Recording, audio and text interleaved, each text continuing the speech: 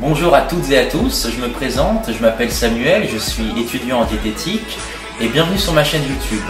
Ma chaîne porte sur la nutrition et le bien-être en général, donc si cette thématique t'intéresse, n'hésite pas à t'abonner à ma chaîne YouTube, à liker cette vidéo et à la commenter. Si tu souhaites me soutenir, j'ai ouvert un compte Utip où tu peux regarder une petite publicité ou me faire un don si tu veux pour faire avancer la chaîne. Sur ce, je vous laisse avec la suite de la vidéo. Alors aujourd'hui, nous allons parler du mécanisme de la prise de gras. Nous allons donc voir comment notre organisme va stocker ce que l'on mange sous forme de graisse. Donc il faut savoir qu'il y a 3 macronutriments. Les glucides, c'est-à-dire les sucres, les lipides, c'est-à-dire les graisses, et les protéines. Et chaque macronutriment apporte de l'énergie, c'est-à-dire qu'ils vont apporter des kilocalories.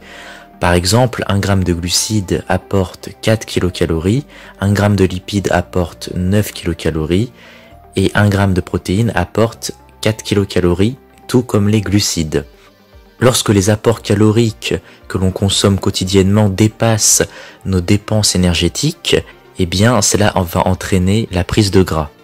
Je vous affiche à l'écran un schéma qui résume très bien le phénomène de prise de gras et je vais vous l'expliquer en détail.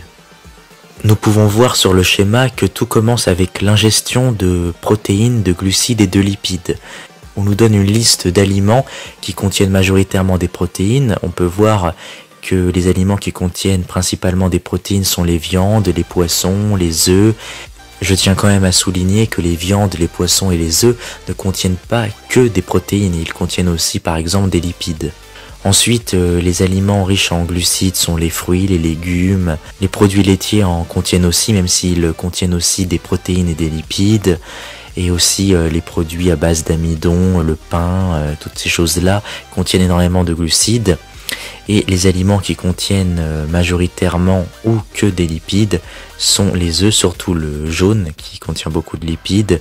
Les huiles ne sont constituées que de lipides, pareil que le beurre, les oléagineux. Nous allons commencer par les protéines. Il faut savoir que les protéines sont des assemblages d'acides aminés. Et donc lorsque les protéines vont être digérées, les protéines vont être découpées en acides aminés. On a donc nos acides aminés qui vont passer dans le foie et le foie va les transformer en glucose. Je ne vais pas rentrer dans les détails du phénomène car c'est un petit peu complexe. Et ensuite le taux de glucose va donc augmenter dans le sang. C'est ce qu'on appelle la glycémie. Et lorsque la glycémie va s'élever, une hormone va être sécrétée par le pancréas. Cette hormone s'appelle l'insuline. Et cette hormone qui est l'insuline a pour rôle de se débarrasser du glucose en trop et va par exemple venir le stocker lorsqu'il y en a trop. Donc lorsqu'il y a trop de glucose dans le sang, l'insuline va permettre au glucose de rentrer dans la cellule graisseuse. Cette cellule graisseuse s'appelle l'adipocyte. C'est le nom de la cellule graisseuse. Le glucose qui est entré dans la cellule va se transformer en acide gras.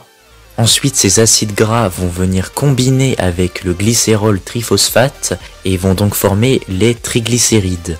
Et les triglycérides, c'est le stock de graisse dans les adipocytes. Donc, comme vous l'aurez compris, chez l'humain, les réserves de lipides, c'est-à-dire les réserves de gras, sont constituées de triglycérides.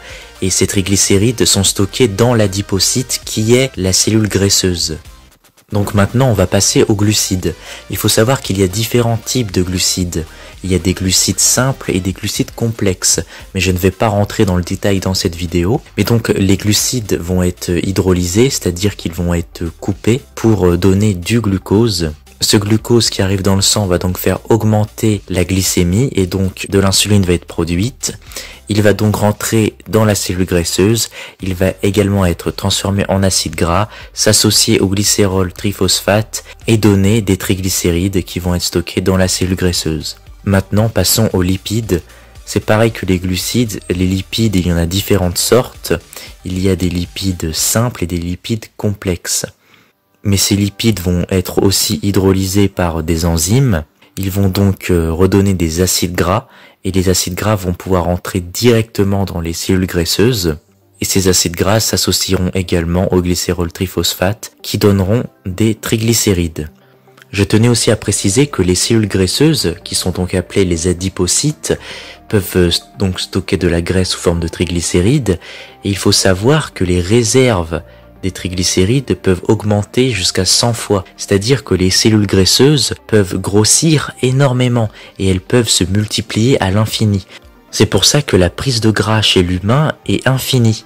On va donc avoir certaines personnes qui peuvent continuellement prendre du gras et arriver à un taux de masse grasse absolument gigantesque. Je voulais aussi dire que lors d'un régime, on va donc vider ces cellules graisseuses, mais par contre, ces cellules graisseuses mettent vraiment très longtemps à mourir. Elles peuvent mettre des années à mourir, elles sont juste vides. Donc quelqu'un qui a été très gras a créé de nombreuses cellules graisseuses qui restent en eux, mais qui sont vides. Et c'est donc pour ça que parfois les personnes qui ont été très grasses ont tendance à plus vite reprendre du poids que des personnes qui de base ont toujours été minces. C'est pour ça que quelqu'un qui a perdu beaucoup de poids doit continuellement faire attention à ce qu'il mange, d'autant plus que quelqu'un qui a toujours été mince et donc qui a beaucoup moins de cellules graisseuses.